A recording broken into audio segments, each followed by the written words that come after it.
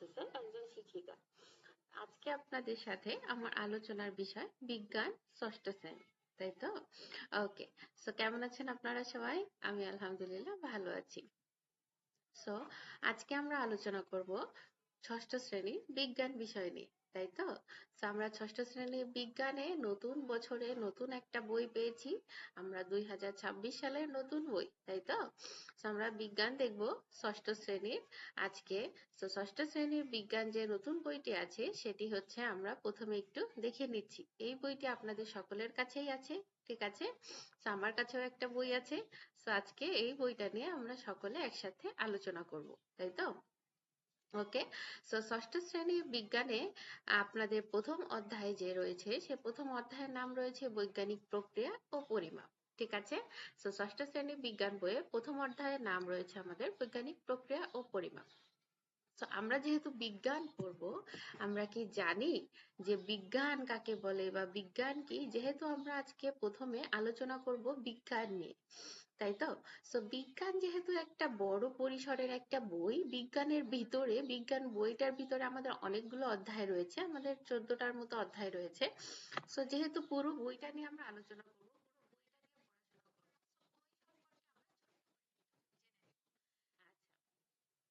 তো বিজ্ঞান কি এটা আপনাদের বইয়ে অনেক ধরনের অনেক ব্যাখ্যা রয়েছে। তো কোথাও লেখা আছে বিজ্ঞান হচ্ছে বিশেষ জ্ঞান, কোথাও লেখা আছে পর্যবেক্ষণ, পরীক্ষা, যুক্তির মাধ্যমে প্রকৃতির বিভিন্ন ঘটনা বস্তু সম্পর্কে সঠিক জ্ঞান অর্জন। সো বিজ্ঞানে আপনাদের অনেক পর্যায়ে অনেক ধরনের বিশ্লেষণ দেওয়া হয়েছে। সো আমরা সেসব বিশ্লেষণ নিয়েও দেখব। কিন্তু তার আগে আমি সংক্ষিপ্তভাবে এবং সহজ ভাষায় একটা বিজ্ঞানের সংজ্ঞা বলবো না, বিজ্ঞান সম্পর্কে একটা মন্তব্য বলবো। যেটা বলবো সেটা আপনাদের অবশ্যই মনে থাকবে, একেবারে সহজভাবে বলতে পারি। সেটা হচ্ছে, আমরা বিজ্ঞান কি এটা যদি আপনাকে কেউ জিজ্ঞেস করে বা আমাকে কেউ জিজ্ঞেস করে, তো আমি এভাবে বলতে পারি যে যা কিছু আমরা দেখি, শুনি বা অনুভব করি, তার কারণ খুঁজে বের করাই হচ্ছে বিজ্ঞান। তার মানে আমরা যা কিছু দেখছি, শুনছি, অনুভব করছি, সেগুলো কেন হচ্ছে, মানে প্রতিটা জিনিসের একটা করে কারণ খুঁজে বের করাটাই হচ্ছে বিজ্ঞান। তো আমাদের বিজ্ঞান বইয়ে যা কিছু আছে সবকিছু হচ্ছে কি, কেন হচ্ছে, আমরা কারণ খুঁজবো, তাই তো? আমাদের বিজ্ঞান বইয়ে যে 14টা চ্যাপ্টার রয়েছে, আমরা 14টা চ্যাপ্টার যে বিষয়গুলো রয়েছে সবগুলো বিষয়ের ভিতরে কারণ খুঁজবো, যে কেন হয়েছে, কিভাবে হয়েছে, কি জন্য হচ্ছে, তাই তো? সো প্রথমে তাহলে আমরা ক্লিয়ার হয়ে নিলাম বিজ্ঞান বই, বিজ্ঞান সম্পর্কে, যে কোনো কিছুর কারণ খুঁজে, যা শুনছি, দেখছি বা অনুভব করছি সবকিছুর কারণ খুঁজে বের করাটাই হচ্ছে বিজ্ঞান। আচ্ছা, কারণ মানে কি, কারণ কিভাবে খুঁজে বের করবো বা কি ধরনের কারণ হতে পারে? সো আমি একটা হচ্ছে উদাহরণ দিই, যে আপনি, আর প্রশ্ন থাকতে পারে যে গাছ কিভাবে আসলে খাবার বানায়, ঠিক আছে? সো গাছ কিভাবে খাবার বানাচ্ছে, আলো কোন গতিতে চলছে বা আলো কিভাবে চলছে। সো এরকম অসংখ্য অসংখ্য প্রশ্নের উত্তর লুকিয়ে আছে আমাদের বিজ্ঞান বই, ঠিক আছে? ওকে। সো বিজ্ঞান সম্পর্কে আমরা একটু জেনে নিলাম, আমরা আরো বিস্তারিত আমাদের অধ্যায়ের ভিতরে আছে, তাই আমরা অধ্যায় যখন পড়বো তখন আরো বেশি করে জানতে পারবো। আচ্ছা, সো এখন একটু আমরা দেখি যে আমাদের হচ্ছে প্রথম যে অধ্যায়টা, এই অধ্যায়টার নাম দেওয়া হয়েছে বিজ্ঞানিক প্রক্রিয়া ও পরিমাপ, ঠিক আছে? সো আমাদের অধ্যায়টার নাম যেহেতু বিজ্ঞানিক প্রক্রিয়া, সো আমরা বিজ্ঞানিক প্রক্রিয়া নিয়ে একটু হচ্ছে দেখি, সেটা হচ্ছে বিজ্ঞানিক প্রক্রিয়াটা কি আসলে। আমাদের অধ্যায়ের নাম দেওয়া হয়েছে বিজ্ঞানিক প্রক্রিয়া। সো বিজ্ঞানিক প্রক্রিয়াটা আসলে কি, আমরা অধ্যায়টা সম্পর্কে আগে একটু জেনে দেন হচ্ছে অধ্যায়ের ভিতরে কি আছে, এটা আমরা পড়াশোনা করতে যাব। সো প্রথম অধ্যায়ের নাম যেহেতু বৈজ্ঞানিক প্রক্রিয়া ও পরিমাপ, সো বৈজ্ঞানিক প্রক্রিয়াটা কাকে বলে, পরিমাপটা কাকে বলে, আমরা একটুখানি জেনে নেব, ঠিক আছে? আচ্ছা, তো বৈজ্ঞানিক প্রক্রিয়াকে আপনার হচ্ছে যদি বইয়ের ভাষায় আমরা বলতে যাই, তো বইয়ের ভাষায় বলতে গেলে আমরা এভাবে বলতে পারি যে কোনো ঘটনা বা সমস্যাকে ধাপে ধাপে পর্যবেক্ষণ, পরীক্ষা ও বিশ্লেষণ করে সঠিক তথ্য বের করার পদ্ধতিটাকে বৈজ্ঞানিক প্রক্রিয়া বলে।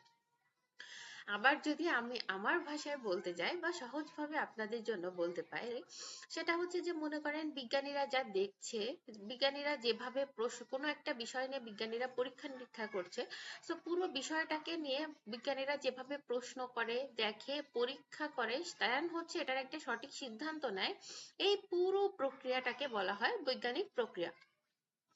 তাহলে কোনো সমস্যাকে বা কোনো ঘটনাকে নিয়ে বিজ্ঞানীরা যেভাবে প্রশ্ন করে, বিজ্ঞানীরা যেভাবে দেখে, বিজ্ঞানীরা এটাকে নিয়ে যেভাবে পরীক্ষা করে এবং এই পরীক্ষা শেষে যে একটা সঠিক সমাধান দেয়, এই পুরো প্রক্রিয়াটাকে বলা হয় বৈজ্ঞানিক প্রক্রিয়া।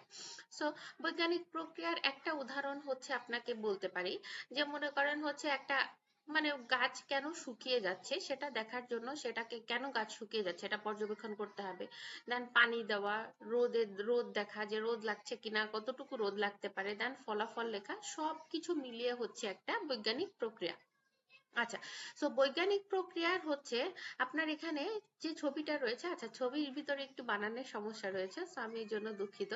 বাট আমরা ছবির হচ্ছে দেখবো। দেখেন প্রথম ছবিতে অণুবীক্ষণ যন্ত্র দিয়ে পাতাটা দেখছে। সো এখানে হচ্ছে আপনার কি করছে, যে পাতায় আসলে কি সমস্যা হয়েছে সমস্যাটাকে নির্ধারণ করছে। দেন সেকেন্ডে হচ্ছে আপনার বই পড়ে দেখছে যে এই ধরনের সমস্যা হলে আসলে সমাধানটা কি, বা এই ধরনের সমস্যা যদি হয় তাহলে কি করতে হবে। দেন এখন একটা অনুমান এসেছে যে আসলে এই সমস্যাটা হতে পারে, এটা নিয়ে পরীক্ষা করছে। দেন পরীক্ষার পরে হচ্ছে আসলে এক্সাক্ট সমস্যাটা কি এটা নির্ধারণ করা হয়েছে। দেন হচ্ছে এটা নিয়ে পরীক্ষা নিরীক্ষা আবার চলছে, পর্যবেক্ষণ করছে যে এটা যে সমাধান কিভাবে করা যাবে। দেন হচ্ছে একটা ফলাফল বা প্রতিবেদন প্রকাশ করা হয়েছে। সো এই যে এতগুলো কাজ করা হলো একটা কিছু আবিষ্কার করতে যে, বা একটা কিছুর ফলাফল বের করতে যে, এই যে এতগুলো পর্যায় ভাগ ভাগ করে ধাপে ধাপে যেতে হলো, এই পুরো প্রক্রিয়াটাকে বলা হচ্ছে বৈজ্ঞানিক প্রক্রিয়া। সো বৈজ্ঞানিক প্রক্রিয়া কাকে বলে আমরা এখন ক্লিয়ার হয়ে গেলাম, তাই তো? আচ্ছা, সেকেন্ড কোশ্চেন হচ্ছে আপনার পরিমাপ কি, যেহেতু আমাদের অধ্যায়ের নাম বৈজ্ঞানিক প্রক্রিয়া ও পরিমাপ। সো যে সেকেন্ড কোশ্চেন হচ্ছে পরিমাপ কাকে বলে। আচ্ছা, পরিমাপ সম্পর্কে আমরা এক কথায় বলতে পারি যে কোনো কিছুর পরিমাণকে সঠিকভাবে, মানে কোনো কিছুর পরিমাণকে সঠিক সংখ্যায় প্রকাশ করাকেই হচ্ছে বলা হয় পরিমাপ। যেমন সঠিক সংখ্যা বলতে বোঝায় কোনো কিছুর একটা পরিমাণ।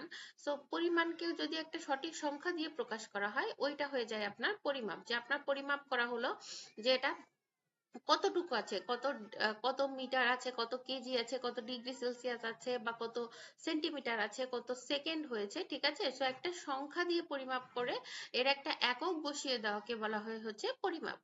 সো আমরা বলতে পারি কি, পর্যবেক্ষণ পরীক্ষার মাধ্যমে সত্য অনুসন্ধানের পদ্ধতিকে বলা হয় বৈজ্ঞানিক প্রক্রিয়া, এবং হচ্ছে নির্দিষ্ট একক ব্যবহার করে কোনো কিছুর পরিমাণ নির্ণয় করাকে বলা হয় হচ্ছে আপনার পরিমাপ, তাই তো? সো আমরা পরিমাপ এবং হচ্ছে বৈজ্ঞানিক প্রক্রিয়া সম্পর্কে একটু ধারণা পেলাম, তাই তো? আচ্ছা, সো দেন হচ্ছে আমরা বৈজ্ঞানিক প্রক্রিয়া এবং পরিমাপের অধ্যায়টা পড়ার আগে আমরা এক নজরে একটু এর প্রশ্নটা, মানে প্রশ্ন অনুশীলন প্রশ্নগুলো একটু দেখে আসব। কেন অনুশীলনী প্রশ্নগুলো দেখে আসব, এটার কারণ হচ্ছে আমাদের এই তো অধ্যায়টা পুরোটা হচ্ছে অনেক অনেক এটা এমসিকিউ ভিত্তিক। এখানে আপনার অনেক হচ্ছে আপনার হচ্ছে টিক চিহ্নর উত্তর, দেন আপনার শুদ্ধ শুদ্ধ বা হচ্ছে ছোট প্রশ্নের জন্য এই পুরো অধ্যায়টা হচ্ছে খুবই ইম্পর্টেন্ট। সো এই পুরো অধ্যায়তে যে হচ্ছে আপনার প্রশ্ন রয়েছে, যে আপনার যেই হচ্ছে মাল্টিপল চয়েস গুলো রয়েছে, যে এমসিকিউ রয়েছে, এগুলোকে আমরা হচ্ছে দেখব। তার আগে আমরা প্রশ্নটা কেন দেখব, যে আমরা যখন রিডিং পড়ার সময় আসলে কি ধরনের প্রশ্ন হতে পারে এটা যেন আমরা হচ্ছে আইডিয়া করতে পারি। এই জন্য প্রথমে আমরা হচ্ছে এই অধ্যায়টা পড়ার আগে, সব অধ্যায়ের ক্ষেত্রে না, বাট এই অধ্যায়ের ক্ষেত্রে এই অধ্যায়টা যখন পড়বো তখন আপনাদের কাছে মনে হবে খুবই কঠিন অধ্যায়। সো এই জন্য আমরা প্রশ্নটা আগে দেখব, দেন হচ্ছে আমরা অধ্যায়টা পড়ার সময় তাহলে অনুমান করতে পারবো এখান থেকে প্রশ্নগুলো আসলে কেমন হবে। আচ্ছা, সো দেখেন প্রথমে প্রশ্ন আছে, এসআই পদ্ধতিতে দৈর্ঘ্যের একক কি? পরিমাপের প্রয়োজন কেন হয় ব্যাখ্যা করো। দেন আপনার আছে ক্যান্ডেলা কি? আয়তন কোন ধরনের একক ব্যাখ্যা করো, ঠিক আছে। দেন উদ্দীপক আছে, উদ্দীপকগুলো আমরা দেখছি না কারণ আমরা যেহেতু অধ্যায় এখনো পড়ি নাই। তারপর দেখেন সঠিক পরিমাপ কেন প্রয়োজন ব্যাখ্যা করো। ক্ষেত্রফলের একক কোন ধরনের একক ব্যাখ্যা করো।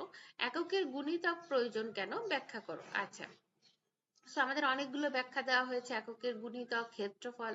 সো এখন আমরা অধ্যায় পড়া শুরু করব। প্রশ্নগুলো দেখে নিলাম, মানে হচ্ছে আমাদের এই অধ্যায় থেকে কোন ধরনের প্রশ্ন আসতে পারে আমাদের একটা আইডিয়া হলো। এখন কি আইডিয়া হলো না? অবশ্যই হয়েছে। আচ্ছা, সো এখন দেখেন দৈনন্দিন জীবনে আমাদের প্রতিনিয়ত বিভিন্ন ধরনের প্রশ্নের উত্তর খুঁজতে হয়। এগুলো হলো তোমার উচ্চতা কত, তোমার ওজন কত, এখন কয়টা বাজে, আজকে বাতাসের তাপমাত্রা কত ইত্যাদি। এই প্রশ্নগুলোর উত্তরের জন্য দরকার উচ্চতা, ওজন, সময় এবং তাপমাত্রার মাপঝোঁকের। দৈনন্দিন জীবনে এই মাপঝোঁকের উপর আমরা নানাভাবে নির্ভরশীল। এই মাপঝোঁকে আমরা মূলত কোনো কিছুর পরিমাণ নির্ণয় করে থাকি, আর এই কোনো কিছুর পরিমাণ নির্ণয় করাই হলো পরিমাপ। দৈনন্দিন জীবনে নানাবিধ ঘটনায় এই পরিমাপের সাথে আমরা পরিচিত। যেমন বাজার থেকে চাল কিনে আনতে, রান্নার জন্য তেলের ব্যবহার, জামা কাপড় তৈরি করার সময় সবকিছুতে কি হয়, একটা নির্দিষ্ট পরিমাপ লাগে, তাই তো? তো বাজার থেকে চাল কিনে আনতে গেলে কত কেজি আনতে হবে, রান্নার তেল কত লিটার আনতে হবে, জামা কাপড়ের একটা মাপ আছে, কত কোন সাইজটা হবে, তো সবকিছু একটা কি পরিমাপ। আচ্ছা, তো এই পুরো অধ্যায়টা শেখার পরে আসলে আমরা কি কি বিষয়ে জানতে পারবো, এটার একটা ছোট্ট হচ্ছে গ্রাফ এখানে দেওয়া হয়েছে। সেটা হচ্ছে কি, বৈজ্ঞানিক প্রক্রিয়া পরীক্ষণ ব্যাখ্যা করতে পারবো, বৈজ্ঞানিক প্রক্রিয়ার ধাপসমূহ ব্যাখ্যা করতে পারবো, পরিমাপের প্রয়োজনীয়তা, এককের গুরুত্ব ব্যাখ্যা করতে পারবো, মৌলিক যৌগিক একক ব্যাখ্যা করতে পারবো, দৈর্ঘ্য, ভর, সময় পরিমাপ করতে পারবো, বিভিন্ন আকারের কঠিন বস্তুর আয়তন পরিমাপ করতে পারবো, তরল পদার্থের আয়তন পরিমাপ করতে পারবো, তাপমাত্রা পরিমাপ করতে পারবো। তাহলে এই অধ্যায়ের মধ্যে আমরা অনেক কিছু জানবো, অনেক কিছু অনেক কিছু অনেক কিছু আছে এখানে। তো আমরা খুবই মনোযোগ দিয়ে এখানে দেখবো, ঠিক আছে? ওকে, সো দেখেন এখানে যে লাইন করা মানে মার্ক করা লাইনগুলো আছে, সো আপনারা এই লাইনগুলো দাগিয়ে নিতে পারেন। এগুলো থেকে আপনার এমসিকিউ হোক বা এক কথায় কোশ্চেন হোক, এ ধরনের অনেক কোশ্চেন পাবো। প্রথমে আমরা কোশ্চেন গুলো দেখে এসেছি, কারণ হচ্ছে কোন ধরনের কোশ্চেন হতে পারে এটা যেন আমাদের আইডিয়া ক্লিয়ার হয় এই জন্য। আচ্ছা, সো প্রথমে আছে আমাদের হচ্ছে বিজ্ঞান কি, তাই তো? ওকে, সো বিজ্ঞান শব্দটির অর্থ হলো বিশেষ জ্ঞান। আচ্ছা, এটা আমরা জানি সবাই, বিজ্ঞান শব্দের অর্থ বিশেষ জ্ঞান। আচ্ছা, জ্ঞান কি তা জানো? আচ্ছা, জ্ঞান কাকে বলে? আচ্ছা, বিশেষ জ্ঞান তো বুঝলাম, জ্ঞান কাকে বলে? আচ্ছা, জ্ঞান কাকে বলে, এটা একটা কোশ্চেন, এটা আমাদের মনে রাখতে হবে। আচ্ছা, কোনো বিষয়ে তথ্য, উপাত্ত ও দক্ষতা এবং সেই বিষয় সম্বন্ধে উপলব্ধি, এই সব মিলিয়ে হয় সেই বিষয়ে জ্ঞান। ঠিক আছে? তাহলে কোনো বিষয়ে তথ্য, উপাত্ত, দক্ষতা এবং সেই বিষয়ে সম্বন্ধে উপলব্ধি, এই সব মিলিয়ে হয় সেই বিষয়ে জ্ঞান। তো বিজ্ঞান হচ্ছে বিশেষ জ্ঞান, বাট জ্ঞান কাকে বলে এটা প্রথমে আমরা জানলাম। তাহলে এখন বিজ্ঞান কাকে বলে এটা একটু জানি। আচ্ছা, বিজ্ঞান তাহলে কোন বিষয়ে জ্ঞান? ঠিক আছে? আচ্ছা, জ্ঞান তো বুঝলাম যে কোনো বিষয়ের উপরে তথ্য, উপাত্ত, দক্ষতা, কিন্তু বিজ্ঞানের জ্ঞানটা তাহলে কোন বিষয়ের উপর? কোন বিষয় বলতে কোন বিষয়কে বোঝানো হচ্ছে, এটা এখন দেখি। আচ্ছা, বিজ্ঞান হলো প্রকৃতি ও নানা প্রাকৃতিক ঘটনা সম্পর্কে জ্ঞান। তাহলে বিজ্ঞান হলো কি? সবাই একটু আমার সাথে সাথে পড়বো, বিজ্ঞান হলো প্রকৃতি ও নানা প্রাকৃতিক ঘটনা সম্বন্ধে জ্ঞান। ঠিক আছে? তো সবাই মনে রাখতে হবে কিন্তু, বিজ্ঞান তাহলে কি? বিজ্ঞান হলো প্রকৃতি ও নানা প্রাকৃতিক ঘটনা সম্বন্ধে জ্ঞান। ঠিক আছে? ওকে, থ্যাংক ইউ। আচ্ছা, তোমরা এর আগে বিভিন্ন জীব ও জড়বস্তু সম্পর্কে জেনেছো, আবার নানা প্রাকৃতিক ঘটনা সম্বন্ধেও জেনেছো। যেমন কিভাবে বৃষ্টি হয়, উদ্ভিদ কিভাবে খাদ্য তৈরি করে ইত্যাদি। এসবই বিজ্ঞানের অংশ, তাই তো? আচ্ছা, উদ্ভিদ কিভাবে খাদ্য তৈরি করে আমরা জানি, সালোক সংশ্লেষণ প্রক্রিয়ায়। তার বৃষ্টি কিভাবে হয়, তো এসব কিছুই হচ্ছে কি বিজ্ঞানের অংশ। আচ্ছা, তবে প্রকৃতি সম্পর্কে যে কোনো তথ্য বা উপলব্ধি বিজ্ঞান নয়। ঠিক আছে? যে প্রকৃতি সম্বন্ধে নানান জ্ঞান যে হচ্ছে, ঘটনা সম্বন্ধে জ্ঞান বিজ্ঞান, কিন্তু প্রকৃতি সম্পর্কে যে কোনো তথ্য বা উপলব্ধি কিন্তু বিজ্ঞান নয়। যে তুমি কোনো কিছু একটা অনুমান করে বললে সেটা বিজ্ঞান হয়ে গেল, সেটা কিন্তু হবে না। কেউ যদি কোনো ঘটনার, প্রাকৃতিক ঘটনার একটা মন গড়া ব্যাখ্যা দেয়, তা বিজ্ঞান হবে না। ঠিক আছে? প্রকৃতি সম্পর্কে তুমি একটা মন গড়া বক্তব্য দিলে বা তুমি একটা কিছু দিলে, এটাতে কিন্তু একটা হচ্ছে মানে মতামত দিলে, এটা কিন্তু বিজ্ঞান হবে না। বিজ্ঞানের পিছনে অবশ্যই কি এক্সাক্ট কারণ থাকতে হবে। ঠিক আছে? আচ্ছা, এই যে বৈজ্ঞানিক জ্ঞান হতে হলে তাকে হতে হয়, তা পরীক্ষা বা পর্যবেক্ষণ করে পেতে হবে, অথবা পরীক্ষা বা পর্যবেক্ষণ থেকে পাওয়া তথ্য দ্বারা সমর্থিত হতে হবে। ঠিক আছে? তো বৈজ্ঞানিক জ্ঞানটা কি করতে হবে? অবশ্যই তোমাকে পরীক্ষা নিরীক্ষার মাধ্যমে বের করতে হবে, অথবা তুমি যে পরীক্ষা নিরীক্ষা করে বের করেছো এটা অবশ্যই সমর্থিত হতে হবে। কিরকম সমর্থিত? অন্য এক বিজ্ঞানীরা হচ্ছে যে ফলাফলটা দিয়েছে, ওই ফলাফলের সাথে তোমার ফলাফলের মিল থাকতে হবে, তাহলেই বরং সেটা বিজ্ঞান হবে। আচ্ছা, বৃষ্টি কিভাবে হয় তা নিয়ে হয়তো তোমরা গল্প করে অনেক ব্যাখ্যা শুনেছো, কিন্তু এ ধরনের ব্যাখ্যা কি বিজ্ঞান? না, এ ধরনের ব্যাখ্যা বিজ্ঞান নয়। কারণ এসব ব্যাখ্যা পরীক্ষা থেকে পাওয়া নয়, বড় বা কোনো পরীক্ষা এদেরকে সমর্থন করে না। ঠিক আছে? আচ্ছা, এই জ্ঞান কিভাবে আমরা অর্জন করি? পরীক্ষা নিরীক্ষা, পর্যবেক্ষণ ও যৌক্তিক চিন্তার মাধ্যমে আমরা বিজ্ঞানের জ্ঞান অর্জন করি। এগুলো বিজ্ঞানের প্রক্রিয়া। জ্ঞান যেমন বিজ্ঞান, জ্ঞান অর্জনের প্রক্রিয়া বিজ্ঞান। খুবই ইম্পর্টেন্ট একটা লাইন, সবাই মার্ক করে রাখবো, যে জ্ঞান যেমন বিজ্ঞান, জ্ঞান অর্জনের প্রক্রিয়াটাও কিন্তু বিজ্ঞান। ঠিক আছে? খুবই ইম্পর্টেন্ট একটা কথা। আচ্ছা, আর আপনাদের বৈজ্ঞানিক প্রক্রিয়াটা হলে তাহলে কি বলেছে? পরীক্ষা নিরীক্ষা, পর্যবেক্ষণ ও যৌক্তিক চিন্তার মাধ্যমে আমরা বিজ্ঞানের জ্ঞান অর্জন করি। সো এই পুরো ব্যাপারটা, এগুলো কি বৈজ্ঞানিক প্রক্রিয়া। বাট জ্ঞান যেমন বিজ্ঞান, জ্ঞান অর্জনের প্রক্রিয়াও বিজ্ঞান। ঠিক আছে? আচ্ছা, তো জ্ঞান অর্জনের প্রক্রিয়া বিজ্ঞান। আচ্ছা, বৈজ্ঞানিক জ্ঞান অর্জনের জন্য যেমন বৈজ্ঞানিক প্রক্রিয়া দরকার, তেমনি দরকার বিজ্ঞান সম্বন্ধ দৃষ্টিভঙ্গি বা মনোভাব, অর্থাৎ যৌক্তিকভাবে চিন্তা করার মনোভাব। আচ্ছা, দৃষ্টিভঙ্গি বা মনোভাব বলতে আপনার আসলে মনোভাবটা এমন থাকতে হবে যে কোনো কিছু আপনি একটা দেখলেন যে এটা হয়েছে, আপনাকে অবশ্যই এর পিছনের কারণ বুঝতে হবে। কেন হলো, কিভাবে হলো, এটা আসলে কি জন্য হয়েছে, এটার ফলাফলটা আসলে কি হবে। ঠিক আছে? তো সকল কিছুর একটা মানে বিজ্ঞানসম্মত দৃষ্টিভঙ্গি থাকতে হবে। সবকিছু যৌক্তিকভাবে মানে যুক্তি দিয়ে চিন্তা করার মনোভাব থাকতে হবে, তাহলেই বিজ্ঞান। ঠিক আছে? আচ্ছা, অপরের মতামতের মূল্য দেওয়া এবং নিজের ভুল স্বীকার করা এক্ষেত্রে জরুরি। একে বিজ্ঞান মনস্ক দৃষ্টিভঙ্গিও বলে। আচ্ছা, অপরের মতামতের মূল্য দেওয়া। আচ্ছা, আপনি একটা বিষয় নিয়ে আলোচনা করেছেন বা একটা বিষয় নিয়ে আপনি অনেক পরীক্ষা নিরীক্ষা করেছেন দীর্ঘদিন, এবং আপনার একটা ফ্রেন্ডও আপনার এই বিষয়টা নিয়ে আলোচনা করলো, বাট আপনার বিষয়টা ভুল হয়েছে, আপনার ফ্রেন্ডের বিষয়টা হয়তো কারেক্ট হয়েছে। তো আপনি এখন কোনোভাবেই ভুল স্বীকার করছেন না যে আপনারটা ভুল হয়েছে, এরকম মনোভাব থাকলে হবে না। আপনার ফ্রেন্ড যে ভালো করেছে তাকে বাহবা দিতে হবে, তাকে থ্যাংক ইউ বলতে হবে, তাকে অ্যাপ্রিশিয়েট করতে হবে, এবং আপনার যে ভুল হয়েছে তো এরকম ধরনের এটা স্বীকার করতে হবে। তো এই যে মনোভাবটা, এই মনোভাবটাকে বিজ্ঞানসম্মত দৃষ্টিভঙ্গি বলে, বিজ্ঞান মনস্ক দৃষ্টিভঙ্গিও বলে। আচ্ছা, তারপর বিজ্ঞানকে তাহলে কি বলা যায়? বিজ্ঞান হলো, আচ্ছা বিজ্ঞান হলো কি দেখেন, বিজ্ঞান হলো প্রকৃতি ও প্রাকৃতিক ঘটনা সম্পর্কে জ্ঞান, যা পর্যবেক্ষণ ও পরীক্ষা থেকে পাওয়া বা পরীক্ষা নিরীক্ষা দ্বারা সমর্থিত এবং একটি বিজ্ঞানসম্মত দৃষ্টিভঙ্গি।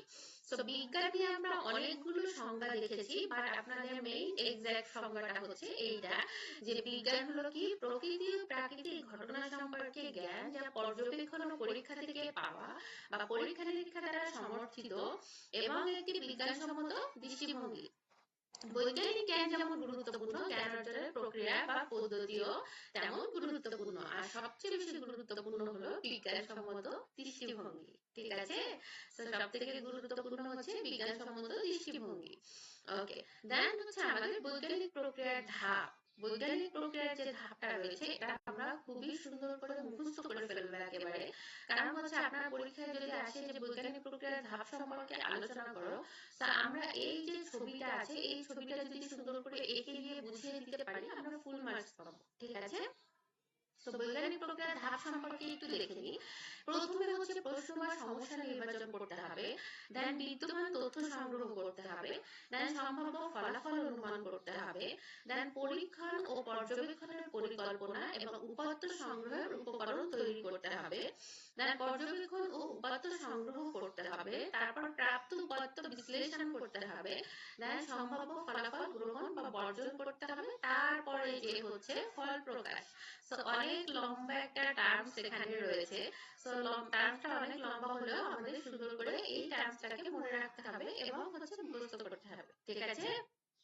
সো বৈজ্ঞানিক প্রক্রিয়ার ধাপ সমূহ আমরা দেখলাম, যে প্রথমে একটা সমস্যা, এটাকে নির্বাচন করতে হবে যে আসলে সমস্যাটা কি নিয়ে আমরা আলোচনা করব। এবার ওই সমস্যা সম্পর্কে যে তথ্যগুলো লাগবে ফলাফল বের করতে, সেই তথ্যগুলোকে সংগ্রহ করতে হবে। দেন আপনার মনে যে এটা ফলাফল হতে পারে, যে অনুমান করলেন যে এটা ফলাফল হতে পারে। এবার যেটা অনুমান করেছেন ওটা পরীক্ষণ পর্যবেক্ষণের পরিকল্পনা করতে হবে এবং উপাত্তগুলো সংগ্রহ করতে হবে, যে পরীক্ষা করতে আপনার কি কি লাগবে। ঠিক আছে? দেন হচ্ছে পর্যবেক্ষণ উপাত্ত সংগ্রহ করা হয়ে গেলে ওই যে উপাত্তগুলো আপনি পেয়েছেন বা যেগুলো সংগ্রহ করেছেন ওইগুলো থেকে একটা কি বিশ্লেষণ বা হচ্ছে একটা ফলাফল আপনাকে বের করতে হবে। দেন সম্ভাব্য ফলাফলটা আপনি পেয়ে গেলেন, গ্রহণ করলেন বা হচ্ছে ওইটা হলো না বা বর্জন করলেন, দেন আপনার ফাইনালি একটা ফলাফল আসবে, সেটা হোক সঠিক বা বেঠিক। ঠিক আছে? তো এই যে পুরো প্রক্রিয়াটা, এটা আমরা মনে রাখবো। আমাদের পরীক্ষা যদি আসে আমরা এই ছকটা এঁকে দিব, দেন আমরা তাহলে ফুল মার্কস পেয়ে যাব। আচ্ছা, নেক্সট টপিক হচ্ছে আমাদের পরীক্ষণ। ঠিক আছে? আচ্ছা, পরীক্ষণ। পরীক্ষণ হলো বিজ্ঞানের নতুন জ্ঞান পাওয়ার একটি গুরুত্বপূর্ণ পদ্ধতি। পরীক্ষণ হচ্ছে কি? বিজ্ঞানের নতুন জ্ঞান পাওয়ার একটি গুরুত্বপূর্ণ পদ্ধতি। এই পদ্ধতিতে কোনো বৈজ্ঞানিক প্রশ্নের উত্তর খোঁজার জন্য একজন বিজ্ঞানী প্রথমে জানা বা বিদ্যমান তথ্যের আলোকে একটি আনুমানিক সিদ্ধান্ত গ্রহণ করেন। আমরা খুবই সুন্দর করে খুবই মনোযোগ সহকারে শুনবো জিনিসগুলো, যে পরীক্ষণ হলো বিজ্ঞানের নতুন জ্ঞান পাওয়ার একটি গুরুত্বপূর্ণ পদ্ধতি। এই পদ্ধতিতে কোনো বৈজ্ঞানিক প্রশ্নের উত্তর খোঁজার জন্য একজন বিজ্ঞানী প্রথমে জানা বা বিদ্যমান তথ্যের আলোকে একটি আনুমানিক সিদ্ধান্ত গ্রহণ করে। পরবর্তীতে তিনি পরীক্ষণের মাধ্যমে ওই অনুমিত সিদ্ধান্ত ঠিক হয়েছে কিনা তা যাচাই করেন। পরীক্ষণের উপাত্ত বিশ্লেষণ করে যদি দেখা যায় অনুমিত সিদ্ধান্ত ঠিক ছিল না, তাহলে তিনি নতুন করে অনুমিত সিদ্ধান্ত গ্রহণ করেন। তারপর আবার তা পরীক্ষণের মাধ্যমে যাচাই করেন। অধিকাংশ পরীক্ষণ পদ্ধতির মূল বৈশিষ্ট্য হলো এতে সকল কিছু স্থির রেখে একটি মাত্র চলক পরিবর্তন করা হয়। নিচে পরীক্ষণ পদ্ধতির ধাপ সহ একটি উদাহরণ দেওয়া হলো। তার মানে হচ্ছে আপনাকে কোনো বিজ্ঞানী প্রশ্নের উত্তর খোঁজার জন্য একটি আনুমানিক সিদ্ধান্ত প্রথমে গ্রহণ করেন, পরে ওইটা নিয়ে যাচাই বাছাই করেন, পরে হচ্ছে পরীক্ষাটি হলো কিনা এটা নিয়ে একটা সিদ্ধান্তে যান, তারপরে হচ্ছে পরীক্ষাটা করেন, দেন হচ্ছে যাচাই বাছাই হয় অনেক। ঠিক আছে? তারপরে যাচাই বাছাই হওয়ার পরে পরীক্ষাটা হচ্ছে না, তাহলে এটা বাদ দিয়ে আরেকটা পরীক্ষা করি। তো এখানে হচ্ছে এরকম একটা পরীক্ষার আপনাদের আলোচনা করা হয়েছে। তো পরীক্ষাটা হচ্ছে কি বেঁচে থাকার জন্য গাছের পানি দরকার আছে কিনা। ঠিক আছে? তো এখানে দেখেন অনেকগুলো হচ্ছে ধাপ রয়েছে। তো এই যে বেঁচে থাকার জন্য যে পানি দরকার আছে কিনা, এই পুরো পরীক্ষাটা আপনাদের হচ্ছে একবার আপনারা বাসায় এটা মানে রিডিং দিবেন। এটা জাস্ট আপনাদের জানার জন্য একটা, আমরা সবাই জানি যে পানি ছাড়া গাছ বাঁচে না, বাট তারপরে একটা পরীক্ষার কথা দেওয়া হয়েছে। দুটো ছোট পাত্র, ফুল গাছের দুটি চারা, পানি ও শুকনো মাটি আপনারা পারলে বাসায় অবশ্যই পরীক্ষাটা করবেন। তাহলে আপনাদের একেবারে ক্লিয়ার হয়ে যাবে যে পানি ছাড়া আসলে গাছ বাঁচে কিনা। আচ্ছা, তো এই পরীক্ষায় কি করা হয়েছে দেখেন, অনেকগুলো ধাপ। প্রথমে সমস্যা নির্ধারণ করা হয়েছে, তারপরে জানা তথ্য সংগ্রহ করা হয়েছে, দেন আনুমানিক বা অনুমিত সিদ্ধান্ত গ্রহণ করা হয়েছে, পরীক্ষণের পরিকল্পনা করা হয়েছে, দেন পরীক্ষণ হয়েছে, দেন উপাত্ত বিশ্লেষণ সিদ্ধান্ত গ্রহণ হয়েছে, এন্ড ফল প্রকাশ হয়েছে। ঠিক আছে? তো এই পুরো পরীক্ষাটা আপনারা তাহলে বাসাতে করবেন, অথবা আপনাদের ক্লাসরুমে করতে পারেন আপনাদের শিক্ষক এবং আপনাদের বন্ধুদেরকে নিয়ে এই পরীক্ষাটা আপনারা কমপ্লিট করবেন। ঠিক আছে? আচ্ছা, আমাদের নেক্সট টপিক হচ্ছে পরিমাপের ফলাফল। আচ্ছা, পরীক্ষা করে কিন্তু অবশ্যই আমাকে জানাবেন পরীক্ষার ফলাফল কি হলো এবং পরীক্ষা করেছেন কিনা। ঠিক আছে? ওকে। সো নেক্সট টপিক হচ্ছে আমাদের পরিমাপের প্রয়োজনীয়তা। আমরা অনেক সময় জানা অজানা নানাবিধ ঘটনাতে আন্দাজ করে পরিমাপ করে থাকি। আচ্ছা, আমরা যেমন অনেক কিছু জেনে আন্দাজ করি, না জেনেও আন্দাজ করি। আচ্ছা, যেমন তোমার পড়ার টেবিলের দৈর্ঘ্য কত, তুমি কখন স্কুলে রওনা দিবে, এই সকল ক্ষেত্রে প্রায় তোমরা আন্দাজ করে পরিমাপ করার চেষ্টা করো। ঠিক আছে? যে আমাদের পড়ার টেবিলের দৈর্ঘ্য কত, এক্সাক্ট দৈর্ঘ্য কত আমরা জানি না, আমরা অনুমান করি হয়তো এত হাত বা এত ফুট এত ফুট। আচ্ছা, তারপরে স্কুলে কয়টা রওনা দিব এটাও আমরা আন্দাজ করে হচ্ছে বলি যে আমরা হয়তো 9টাতে আমাদের ক্লাস শুরু হবে, 8:45 রওনা দিব বা 8:30 রওনা দিব, এরকম আমাদের এক্সাক্ট আসলে কোনো হচ্ছে টাইম শিট মানে এক্সাক্ট থাকে না। সো 5-10 মিনিট 2-3 মিনিট একটু এদিক ওদিক হয়ে যায়। আচ্ছা, তো দেখেন আমরা অনেক ক্ষেত্রে আমরা সঠিক পরিমাপের প্রয়োজনীয়তা অনুভব করি। অবশ্যই এখানে যে পরিমাপগুলোর কথা বলা হয়েছে আমরা এটা কি একেবারে বিশ্লেষণ করে হচ্ছে অনুভব করি। যেমন হচ্ছে দেখেন, বাজার থেকে চাল ডাল কিনতে, এটাতে আমরা কি একেবারে কাটায় কাটায় মেপে কিনে নিয়ে আসি যে দোকানের দ্বারে কোনো ভুল হচ্ছে কিনা। জামা কাপড় তৈরি করতে কিংবা সময় মতো ক্লাস শুরু শেষ করতে আমাদের যথাযথ পরিমাপ দরকার, তাই তো? আমাদের জামা কাপড় কেনার ক্ষেত্রে, তারপরে হচ্ছে ক্লাস কয়টার সময় শুরু হবে, 9:15-তে নাকি 9:30টায় ক্লাস শেষ হবে কয়টায়, সেগুলাতে কিন্তু জাস্ট টাইম খুবই দরকার।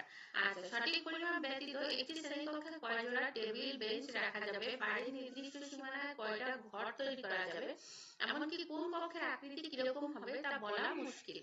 এছাড়া তরকারি রান্নার সময় পরিমাণ মতো বিভিন্ন মশলা ব্যবহার করা খুবই জরুরি।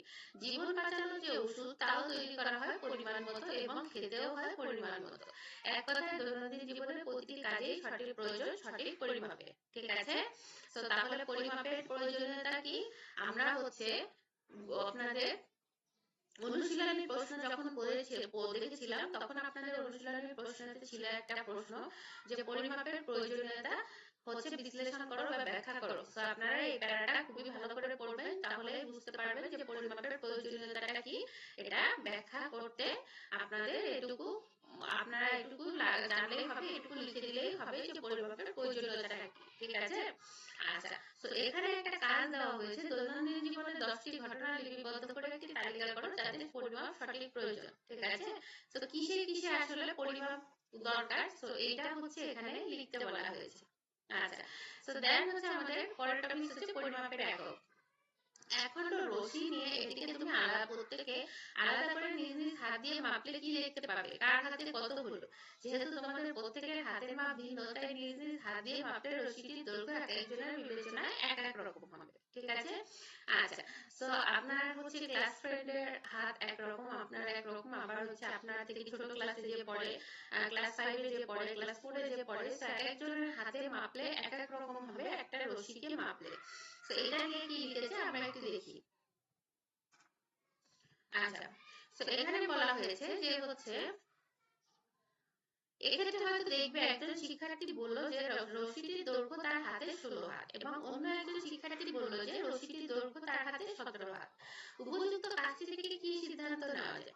কিভাবে এই পার্থক্য দূর করা যায়? মূলত এই পার্থক্য দূর করার জন্য পরিমাপের ক্ষেত্রে একটি আদর্শ পরিমাণকে বিবেচনা করা হয়। দেখেছেন? তাহলে কি করতে হবে? একটা আদর্শ পরিমাণ দরকার। কোনো কিছু পরিমাপ করার জন্য একটি সুবিধাজনক পরিমাণকে আদর্শ হিসেবে ধরে নিতে হয়। কোনো একটি সুবিধাজনক ক্ষুদ্র অংশকে এই আদর্শ হিসেবে ধরা হয়। এই জানা আদর্শ অংশের পরিমাণই পরিমাপের একক। তাহলে এই জানা আদর্শ অংশের পরিমাণ কি? পরিমাপের একক। দৈর্ঘ্য পরিমাপের ক্ষেত্রে একটি সুবিধাজনক দৈর্ঘ্য, দৈর্ঘ্য পরিমাপের ক্ষেত্রে সুবিধাজনক দৈর্ঘ্য, ভর পরিমাপের ক্ষেত্রে একটি সুবিধাজনক ভর। তাহলে কি দৈর্ঘ্য পরিমাপের ক্ষেত্রে সুবিধাজনক হচ্ছে দৈর্ঘ্য, ভর পরিমাপের ক্ষেত্রে সুবিধাজনক ভর, আর সময় পরিমাপের ক্ষেত্রে একটি সুবিধাজনক নির্দিষ্ট সময় আদর্শ হিসেবে ধরা হয়। নিজ নিজ নানা আদর্শ মানের সাথে তুলনা করে সাধারণত দৈর্ঘ্য, ভর, সময়, তাপমাত্রা ইত্যাদি রাশি পরিমাপ করা হয়। তাহলে প্রত্যেকটি জায়গায় আপনি কি মাপছেন, কোন জিনিসটা পরিমাপ করছেন, সেইটার উপরে নির্ভর করে আপনার দৈর্ঘ্য, ভর, সময়, তাপমাত্রা ইত্যাদি রাশি পরিমাপ করা হচ্ছে। ঠিক আছে? প্রত্যেক ক্ষেত্রে পরিমাপকে একটি একক দ্বারা প্রকাশ করা হয়। ধরো তুমি একটি কক্ষের দৈর্ঘ্য মাপছো, দৈর্ঘ্য পরিমাপের পরে তুমি বলছো 10 মিটার। তুমি যদি কেবল 10 বলো তা কোনো অর্থ বহন করে না। অর্থাৎ পরিমাপকে প্রয়োজন করার জন্য একটি সংখ্যা বা একটি এককের প্রয়োজন। আচ্ছা, বলা হয় যে তুমি মনে করো ক্লাসরুমটা মেপেছো, মেপে বললে 10 মিটার। শুধু যদি বলো 10, তাহলে কিন্তু বোঝার কোনো উপায় নেই।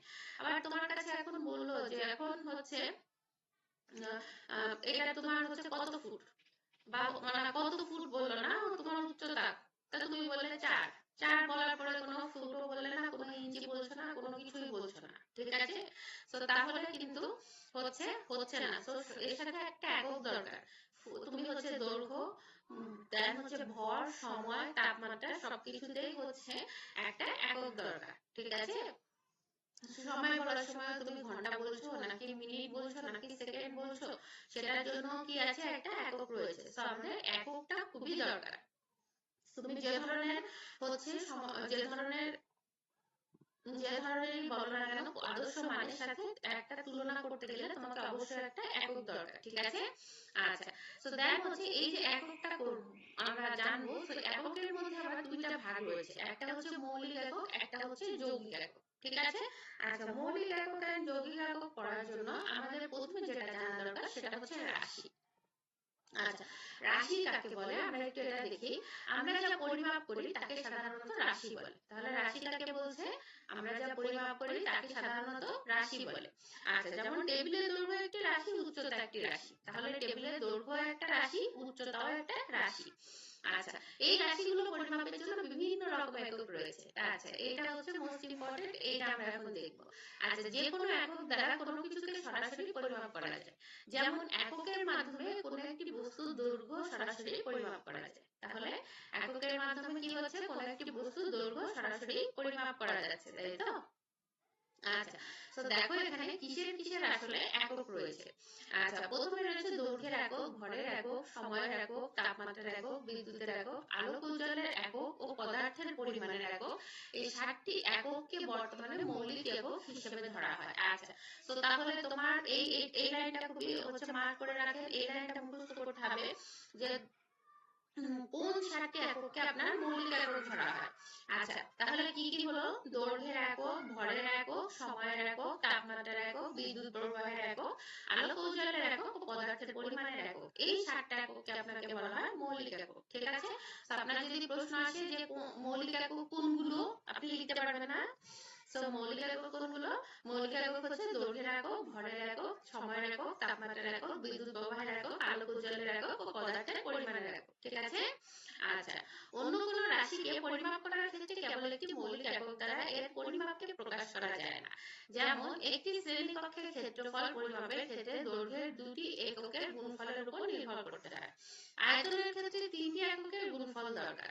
এই সমন্বিত এককই হলো যৌগিক বা লব্ধ একক। যেমন ক্ষেত্রফলের একক হলো দৈর্ঘ্য ও প্রস্থের এককের গুণফল। অনুরূপভাবে আয়তনের একক হলো কোন বস্তুর দৈর্ঘ্য, প্রস্থ ও উচ্চতার এককের গুণফল। বেগের একক হলো দৈর্ঘ্যের একক ও সময়ের এককের অনুপাত। তো দেখো এখানে কি বলা হয়েছে, তো যৌগিক একক বা লব্ধ একক কি বলছে, যে আপনি হচ্ছে একটি শ্রেণীকক্ষের ক্ষেত্রফল পরিমাপের ক্ষেত্রে দৈর্ঘ্যের দুটি এককের গুণফলের উপর নির্ভর করতে হয়। আয়তনের ক্ষেত্রে 3টি এককের গুণফল দরকার হয়। দেখেছেন? তাহলে 3টি যে এককের গুণফল দরকার হয় এটাকে বলা হয় যৌগিক বা লব্ধ একক। আচ্ছা, এবার কোনটা একক কি এটা একটু দেখি। ক্ষেত্রফলের একক হলো দৈর্ঘ্য ও প্রস্থের এককের গুণফল। তাহলে দৈর্ঘ্য, ক্ষেত্রফল ইকুয়াল টু কি? দৈর্ঘ্য গুণ প্রস্থ। তার মানে দৈর্ঘ্য আর প্রস্থ এককের গুণফলটা হচ্ছে আপনার কি? ক্ষেত্রফল। আচ্ছা, দেন হলো আয়তনের একক হলো দৈর্ঘ্য, প্রস্থ, উচ্চতার এককের গুণফল। তাহলে আয়তন ইকুয়াল টু কি হবে? দৈর্ঘ্য গুণ প্রস্থ গুণ উচ্চতা, তাই তো? আচ্ছা, বেগের একক হচ্ছে কি? দৈর্ঘ্য গুণ সময় এর এককের অনুপাত। তাহলে দৈর্ঘ্য ইস্টু সময়, তাই তো? দৈর্ঘ্য ইস্টু সময় এর অনুপাত। অনুপাত যেহেতু বলা হয়েছে তাহলে কি হবে? ইস্টু। আচ্ছা, দেন হচ্ছে আপনার আছে এককের আন্তর্জাতিক পদ্ধতি। আচ্ছা, কোনো কিছুর পরিমাণ নির্ণয়ের বিভিন্ন একক পদ্ধতি চালু রয়েছে। তোমার উচ্চতা কত এর বিভিন্ন রকম উত্তর হতে পারে। আচ্ছা, সাধারণত আমরা বলি 5 ফুট 4 ইঞ্চি। আবার জাতীয় নিবন্ধন ফর্ম বা পাসপোর্টের ফর্ম পূরণের সময় আমরা লিখেছি 1 মিটার 61 সেন্টিমিটার। আচ্ছা, এর মানে কি? একই পরিমাপের জন্য আমরা প্রচলিত বিভিন্ন একক ব্যবহার করে থাকি। আচ্ছা, তো আমাদের এই যে প্রচলিত 3টা একক আছে, এই 3টা এককের নাম আমাদেরকে ভালো করে মুখস্থ করতে হবে। ঠিক আছে? মনে রাখতে হবে। 3টা একক হচ্ছে MKS, metre kilogram second. So MKS কি? Metre kilogram second. ঠিক আছে? দেন হচ্ছে এফ এফ এফপিএস। এফপিএস হচ্ছে কি? Foot pound second. ঠিক আছে? এফপিএস হচ্ছে ফুট পাউন্ড সেকেন্ড। এবং হচ্ছে সিজিএস। সিজিএস হচ্ছে সেন্টিগ্রাম, সেন্টিমিটার গ্রাম সেকেন্ড। তাহলে এমকেএস, এফপিএস এবং হচ্ছে সিজিএস। এমকেএস, এফপিএস এবং হচ্ছে সিজিএস। আমরা এই পদ্ধতিগুলা 3টা মনে রাখবো। ঠিক আছে? আচ্ছা, তো দীর্ঘকাল ধরে পৃথিবীর বিভিন্ন দেশে বিভিন্ন একক পদ্ধতি ব্যবহৃত হয়ে আসছিল। অর্থাৎ একই রাশি পরিমাপের জন্য বিভিন্ন দেশে বিভিন্ন একক ব্যবহার করা হতো।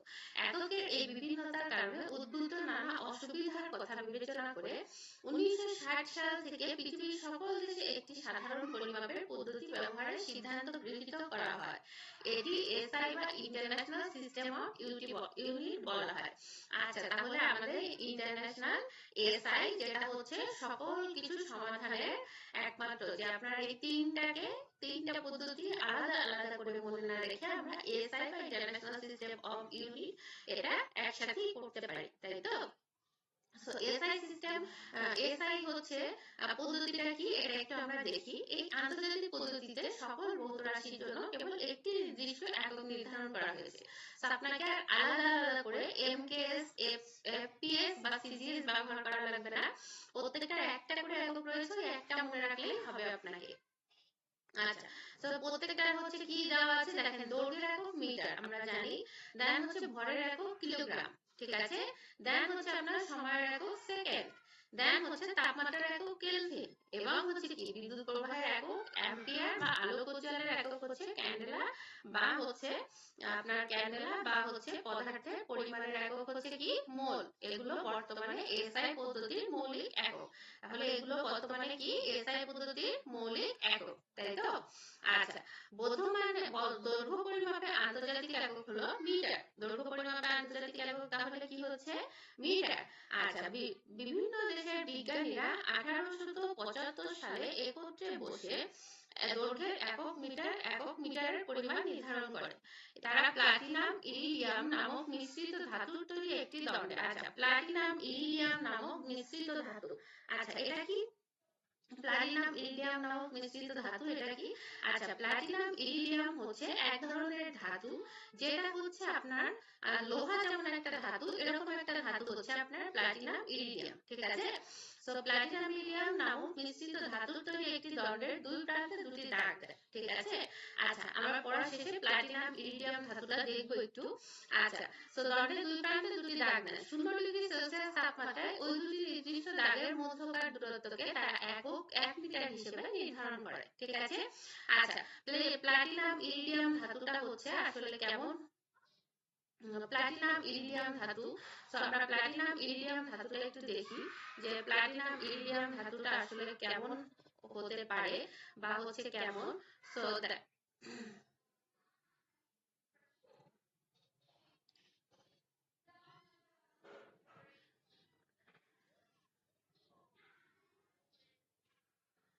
আচ্ছা, প্লাটিনাম ইরিডিয়াম ধাতু দেখার জন্য আমরা একটু হোল্ড করছি, সরি। সো এইটা হচ্ছে আমাদের প্লাটিনাম ইরিডিয়াম ধাতু, ঠিক আছে। সো আমাদের প্লাটিনাম ইরিডিয়াম ধাতুটা আমরা একটু দেখে নিই, ঠিক আছে। সো আমাদের এটা হচ্ছে প্লাটিনাম ইরিডিয়াম ধাতু।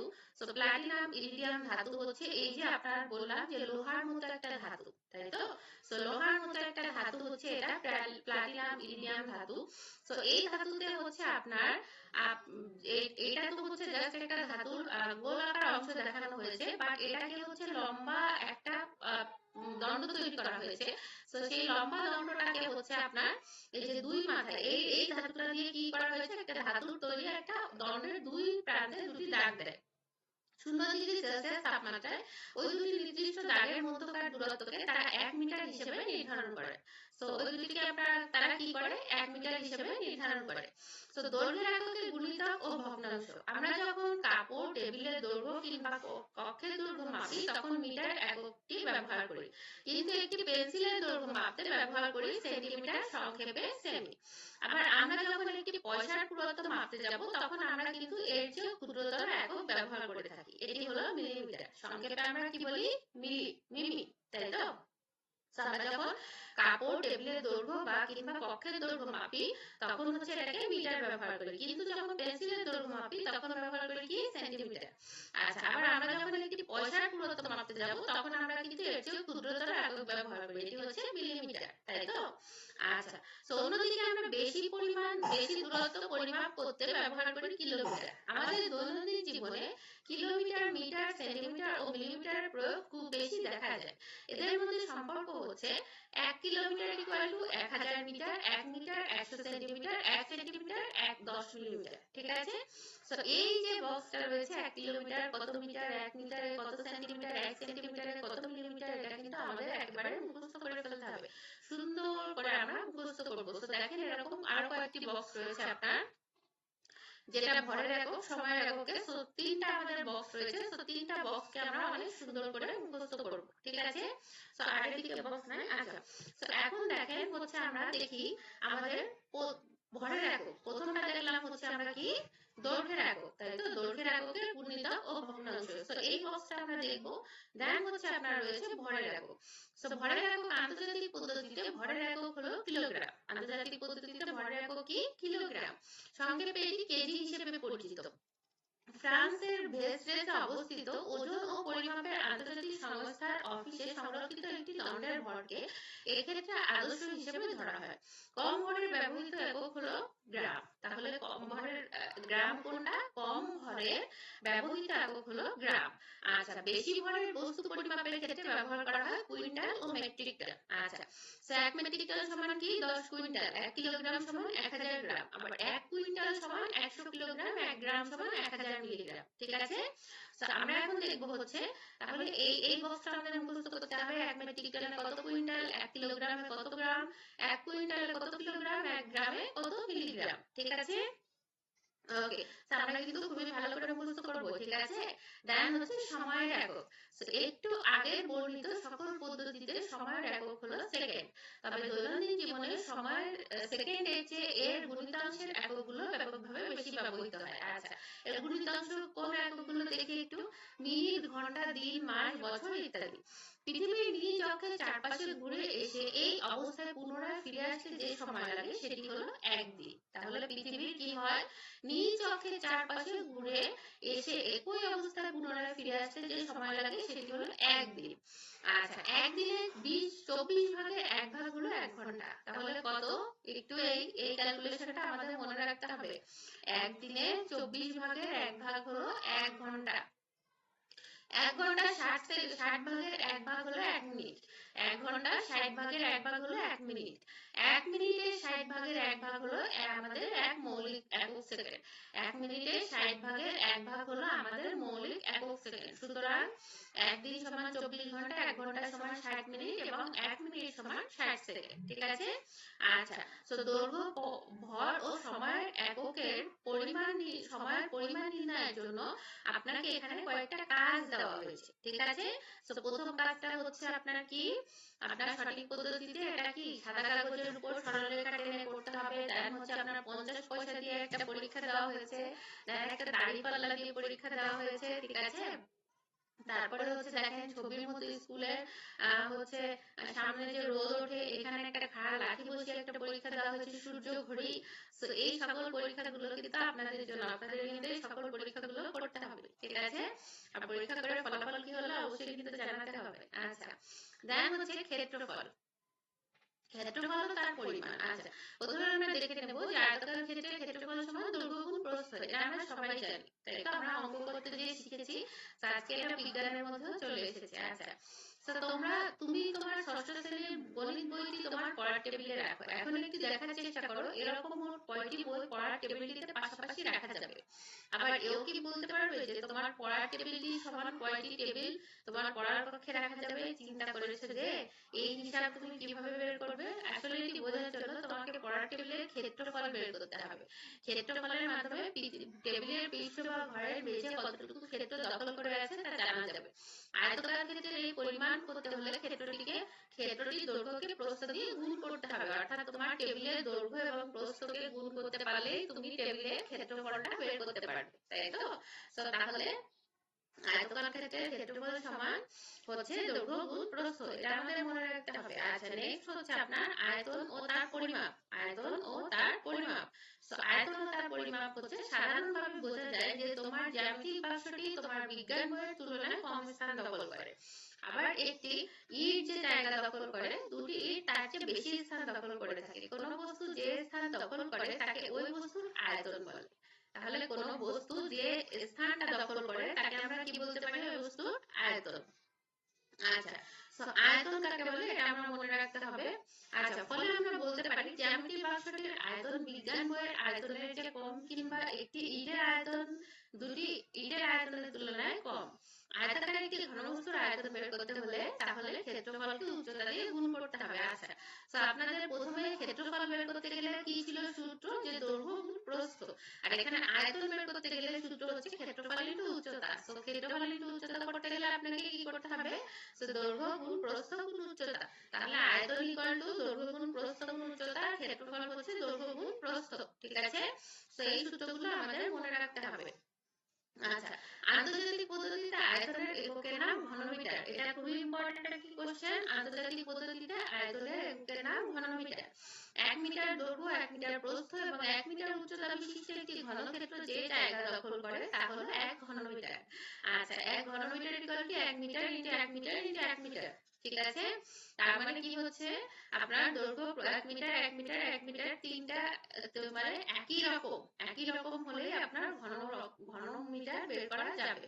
আচ্ছা, সিজিএস পদ্ধতিতে আয়তনের একক ঘন সেন্টিমিটার, একে সংক্ষেপে সিসি বলে। ঘন সেন্টিমিটারকে সংক্ষেপে কি বলে? সিসি। তরল পদার্থের আয়তন মাপা হয় লিটারে। আচ্ছা, এটা আমরা সবাই জানি, তেল লিটারে কেনা হয়, পানি লিটারে, দেন হচ্ছে আপনার লিকুইড জাতীয় সবকিছু, তরল পদার্থ সবকিছু হচ্ছে লিটারে। আচ্ছা, 1000 সিসি সমান 1 লিটার। 1 সিসি কে 1 মিলিলিটার বলা হয়। সুতরাং 1 litre equal to 1000 CC equal to 1000 millilitre, তাই তো? ওকে। আচ্ছা, তো যে কোনো আয়তাকার ঘনবস্তু যেমন ইট বা ঘরের আয়তন সহজেই এদের দৈর্ঘ্য, প্রস্থ, উচ্চতা মেপে গুণ করে বের করা যায়। কিন্তু অন্য আকৃতির কোনো বস্তু বা অসমতল বস্তুর আয়তন কিভাবে বের করব? আচ্ছা, তো এটার জন্য কিভাবে হচ্ছে আপনি বের করবেন, এটার জন্য দেখেন আপনাকে একটা কাজ দিয়েছে যে সুতা দিয়ে আয়তাকার ক্ষেত্রে মানে ইটের টুকরা দিয়ে বেঁধে কিভাবে এটা বের করা যাবে। তো এটা মাপজোক দিয়ে, তো এইটা আপনাকে পড়তে হবে। এই কাজটা আপনি বাসায় ট্রাই করবেন, অথবা হচ্ছে শিক্ষকের বা আপনার বন্ধুর সহযোগিতায় স্কুলে বসে আপনি করতে পারেন। ঠিক আছে? আচ্ছা, তো এখানে হচ্ছে এখন তরল পদার্থের আয়তন নির্ণয় করবেন কিভাবে, এটার একটা ছবি দেওয়া হয়েছে। তো আমরা সাধারণত তরল পদার্থের আয়তন মাপার জন্য দাগাঙ্কিত মাপচক ব্যবহার করে থাকি। তো এই যে দাগ দেওয়া মাপচক গুলো নিয়েছি, এখন এটা দিয়ে কিভাবে আয়তন নির্ণয় করা যাবে এটা আমরা দেখতে হবে। ঠিক আছে? আচ্ছা, দেন হচ্ছে তাপমাত্রার পরিমাপ। আচ্ছা, তুমি হয়তো বিভিন্ন ভাবে তাপমাত্রা শব্দটির সাথে পরিচিত। ইয়েস, তাপমাত্রা শব্দটির সাথে আমরা পরিচিত। আমাদের যদি অনেক গরম পড়ে আমরা তখন হিসাব করে আজকে কত তাপমাত্রা আছে। অনেক ঠান্ডা পড়লে আমরা তখন একটু মোবাইলে দেখি বা হচ্ছে টিভিতে নিউজ দেখি আজকে কত তাপমাত্রা আছে, তাই তো? তো বৃষ্টির সময় আমরা দেখি আজকে কত তাপমাত্রা আছে। তাপমাত্রার সাথে আমরা সবাই পরিচিত। আচ্ছা, যেমন টেলিভিশন বা রেডিওর খবরে চলতি দিনের বাতাসের তাপমাত্রা বলে দেওয়া হয় এক্স্যাক্টলি। তাছাড়া কারো জ্বর হলে আমরা তার দেহের তাপমাত্রা মেপে নিই। তাপমাত্রা পরিমাপের আন্তর্জাতিক একক হলো কেলভিন। তাপমাত্রা পরিমাপের আন্তর্জাতিক একক কি? কেলভিন। আচ্ছা, তবে এখনো সারা বিশ্বে ব্যবহারিক কাজে বিশেষ করে দৈনিক তাপমাত্রা নির্ণয় বা জ্বর নির্ণয়ে সেলসিয়াস ও ফারেনহাইট একক বহুল ব্যবহৃত হয়। তাহলে কি হয়, এখন সারা বিশ্বে ব্যবহারিক কাজে বিশেষ করে দৈনিক তাপমাত্রা নির্ণয় বা জ্বর নির্ণয়ে সেলসিয়াস ও ফারেনহাইট একক দুটি বহুল ব্যবহৃত হয়। তো আপনার এই হচ্ছে থার্মোমিটার, এটা আমাদের সবার বাসায় আছে। যাদের বাসায় হচ্ছে আপনার ছোট বাবু আছে বা হচ্ছে যারা আমাদের মতো কেউ বা হচ্ছে বৃদ্ধ আছে, তো সবার বাসায় এটা আছে। কারণ হচ্ছে থার্মোমিটার দিয়ে হচ্ছে জ্বর পরিমাপ করা যায়। আচ্ছা, এইটা একটু দেখি যে থার্মোমিটার আসলে জ্বরটা কিভাবে হিসাব করে। ঠিক আছে? আচ্ছা, প্রথমে একটি ডাক্তার থার্মোমিটার নাও, এবার এর সাহায্যে কিভাবে তাপমাত্রা নির্ণয় করতে হয় তা বুঝে নাও।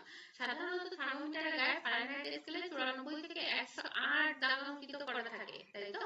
কোনো কোনো থার্মোমিটারে আবার একই সাথে সেলসিয়াস স্কেলে 32 থেকে 42 দাগ অঙ্কিত থাকে। এবার লক্ষ্য করলে দেখবে থার্মোমিটারের ভিতরে একটি পারদ স্তম্ভ দেখা যাচ্ছে। এটি তাপমাত্রা বৃদ্ধির সাথে সাথে স্কেলের উচ্চতর মানের দিকে এগোতে থাকে। এবার তুমি থার্মোমিটারটিকে হাতের নিচে বা তোমার জিহ্বার নিচে রেখে দিলে 1 মিনিট পর দেখতে পাবে পারদ স্তম্ভের উচ্চতার কোনো পার্থক্য হয়েছে কিনা। এক্ষেত্রে তুমি তোমার শরীরের তাপমাত্রা পরিমাপ করতে পারবে। আচ্ছা, এটা হচ্ছে আমাদের জ্বর হলে আমরা এটা অলরেডি করে ফেলেছি পরীক্ষা অনেকে, আর অনেকে হয়তো এখনো করি নাই, বাট যারা করি নাই তারা করে নিব। ঠিক আছে? আচ্ছা, তো এই অধ্যায় থেকে আমরা কয়েকটা নতুন শব্দ শিখেছি। সেটা হচ্ছে পরিমাপ, যৌগিক একক, মৌলিক একক, এসআই পদ্ধতি, মেট্রিক টন, কুইন্টাল। আচ্ছা, অধ্যায়টা পড়তে অনেক কঠিন লেগেছে? একটু কঠিন না, প্রথমবার পড়ছি এই জন্য কঠিন লাগছে। তো আপনাদের কাজ হচ্ছে এই অধ্যায় থেকে সকল এমসিকিউ গুলো খুঁজে বের করা। তো এক একটা করে প্যারা পড়া এবং এক একটা করে প্যারা থেকে আপনারা ছোট ছোট প্রশ্ন আকারে হচ্ছে প্রশ্ন এবং উত্তর লিখে লিখে ছোট প্রশ্ন তৈরি করবেন। ছোট প্রশ্ন তৈরি করবেন এবং উত্তর লিখে খাতাতে হচ্ছে এটা ছোট প্রশ্ন উত্তর তৈরি করে রাখবেন। এবং হচ্ছে যে কয়েকটা বড় মানে সংক্ষেপ ব্যাখ্যা করার প্রশ্ন আছে, এগুলো আপনি আলাদা করে রাখবেন। তাহলে পরীক্ষার আগের রাতে আপনার এত কিছু পড়তে হবে না বা দেখতে হবে না। আমরা শুধু একবার হচ্ছে পুরোটা দেখবো, পরীক্ষার আগের রাতে জাস্ট আমরা যেগুলো নোট করে রাখবো ওগুলো দেখে গেলেই হয়ে যাবে আমাদের। ঠিক আছে? তাহলে আমাদের বারবার পড়তে হবে না। তো আমরা একবার যখন পড়বো তখন কি করবো, আমরা ছোট প্রশ্নগুলো তৈরি করে ফেলবো, ব্যাখ্যা করো কোন প্রশ্নগুলো হতে পারে। তো আমরা প্রশ্নগুলো তৈরি করে সুন্দর করে খাতাতে নোট করবো। ঠিক আছে? নোট করে সবাই আমাকে দেখাবেন, আমাকে জানাবেন। ঠিক আছে? তো তাহলে আমাদের যখন এখন পড়তে যেমন বোরিং লেগেছে বা হচ্ছে বিরক্তি লেগেছে বা একটু হচ্ছে কি কঠিন কঠিন মনে হচ্ছে যে অনেক কঠিন কঠিন ওয়ার্ড আছে, এত কঠিন কি করে পড়বো। সো আপনি যখন পরীক্ষার আগের রাতে জাস্ট ইম্পর্টেন্ট কোশ্চেন গুলো পড়বেন, বা হচ্ছে আপনি এমনি যখন মুখস্থ করছেন তখন এমসিকিউ গুলো মুখস্থ করছেন, কোশ্চেন গুলো মুখস্থ করছেন, তখন আপনার এত বোরিং লাগবে না, ঠিক আছে।